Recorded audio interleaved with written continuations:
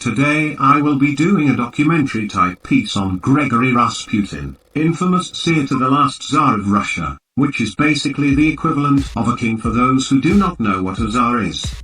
Now many rumors surfaced about this individual even now, almost 200 years after his death. He was known to the public to be that of an entrepreneur in the fast-paced lifestyle of early drugs, sex and rock and roll. Historical texts refer to him as a homewrecker who would constantly host parties where consuming hallucinogenics and orgy sex parties were the required events that would be practiced at these parties, and was said to have had more sex with other men's wives than Rick James. But that seems to be more propaganda promoted by the bourgeoisie than anything else. By the way, the bourgeoisie were the rich and elite of Russia at the time, much like Donald Trump's administration today. But as far as information beyond the public smear campaign, he was a renowned individual that was gifted with the ability to foresee the future, highly adept in the ways of alchemy, and a prominent figure within the Orthodox Gnostic society and the occult at that time. It was these things that won him his place by the Tsar and Russia's side. Many also claim that he may have been the devil himself. I say this to set the matter straight, and I quote, "The devil does not and cannot walk the earth in mortal flesh until the appointed time at the end of days, which is by biblical prophetic signs, today in these times, for I am he, and there is no other." End quote.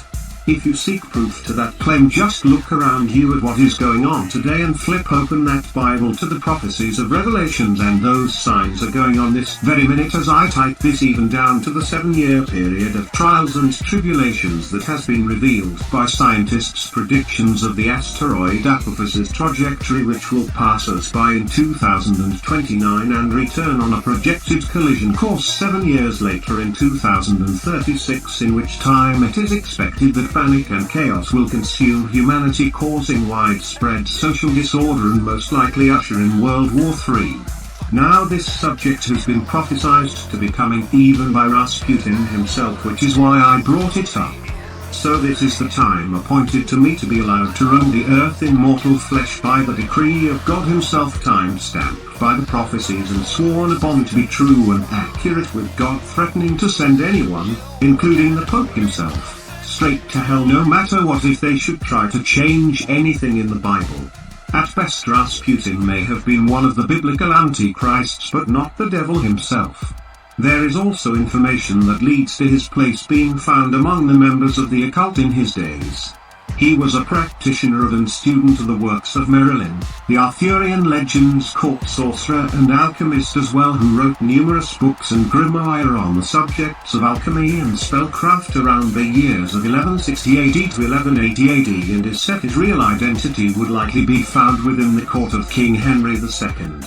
Carbon dating of authentic Arthurian antiques place the time of the legendary king to have been no later than 1180 AD, and the events that unfolded in British recorded history pertaining to the system of law and justice that is still used today by both the British and American justice system, where a case can be decided by a jury rather than a government-elected official, was originally designed by King Henry II on the time frame, and was originally designed to have the members of the jury be that of 9 knights, which associates to King Arthur's Knights of the Round Table, to which Rasputin was a scholarly student of through the legendary Book of Merlin, and possibly a decipherer of the Voynich manuscript that was written by King Geoffrey Plantagenet, King Henry II's father. This leads me to suspect that the Arthurian legend, the stories, may have been a secret written journal of the Plantagenets' war for England, from the account of a young King Henry II during his mother Matilda and his struggle to regain England from his uncle King Stephen. To hide the journal from ending up in the enemy's hands, he encoded it similar to how his father encoded the Voynich manuscript, by covering his journal under the guise of the Arthurian legends. This itself is an interesting theory deserving its own video, but let us return to Rasputin, who will be a topic in further videos, because as close of a student to Merlin's grimoire as Rasputin was, I'm sure leads to that topic can be found within his notes. Rasputin was a man, they say, that couldn't die. At the age of 28, they say Rasputin had a religious experience while on a pilgrimage and returned as a holy man and a self-proclaimed prophet. Over time he won favor within the royal family of Tsar of Russia, Nikolai Romanov, especially with the queen, who believed him to be a prophet. Now much of this man's life, as far as the public records go, seem to have been fabricated by the elite nobles who overthrew and killed the Romanov family in 1917 AD, as well as conspired to kill Rasputin prior to overthrowing the Romanov family. The reason they say he is the man who couldn't die lies mostly in the event of his death by two high-ranking members of the Russian army. The legend says that Rasputin was invited to a party. His drink had been laced with cyanide, which he drank and had no effect on him. As they sat at the dinner table, one of the conspirators had poured his drinks from the poisoned bottle of wine. After 3 or 4 glasses still had no effect on him, the other conspirator got up, went into the adjacent room, returned with a pistol and shot Rasputin from behind in the chest. The party members dispersed and one of them dressed in Rasputin's jacket and had to make it seem like he left the party. Meanwhile inside, the guard left to watch Rasputin's body was killed when he suddenly jumped up and very much not dead.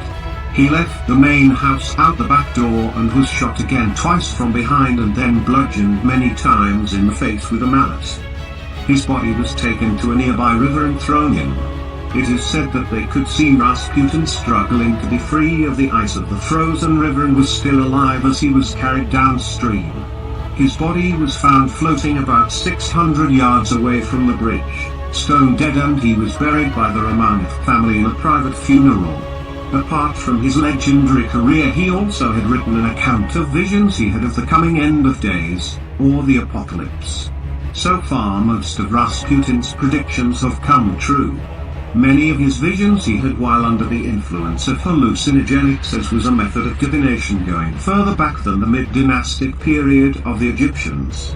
So because of his state of mind at the time, his predictions are cryptic and difficult to decipher.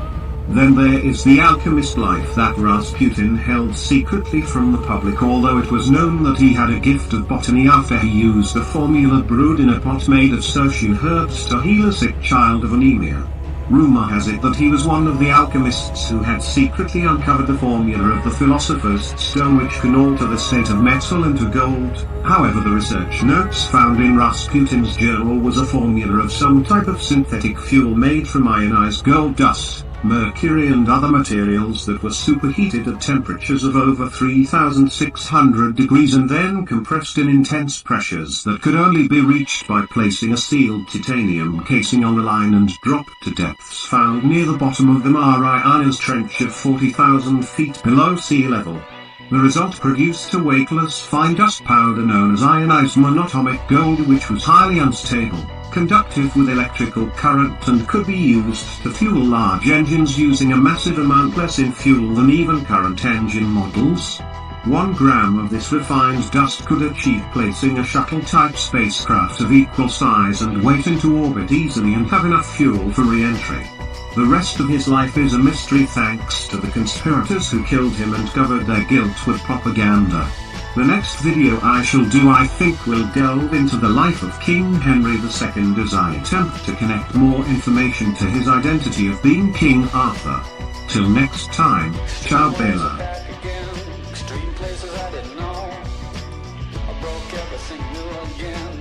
Everything that I'd owned, I threw it out the windows, came along. Extreme waves I know will part the colors of my sea. Perfect color me. Extreme ways that helped me out late at night.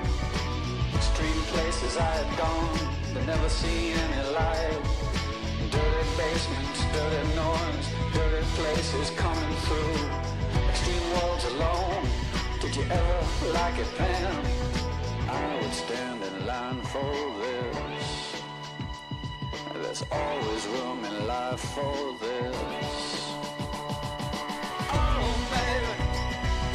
Oh baby, then it fell apart, fell apart. Oh baby, then it fell apart, it fell apart.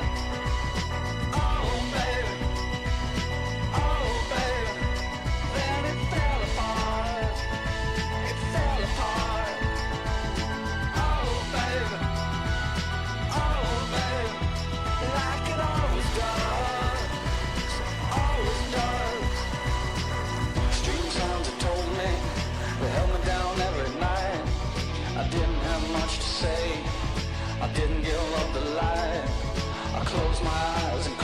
myself and close my world and never open up to anything that could get me at all. I had to close down everything. I had to close down my mind. Too many things caught me. Too much could make me blind. I've seen so much in so many places, so many heartaches, so many faces, so many dirty things you couldn't even believe. I would stand in line for this. It's always good in life for this.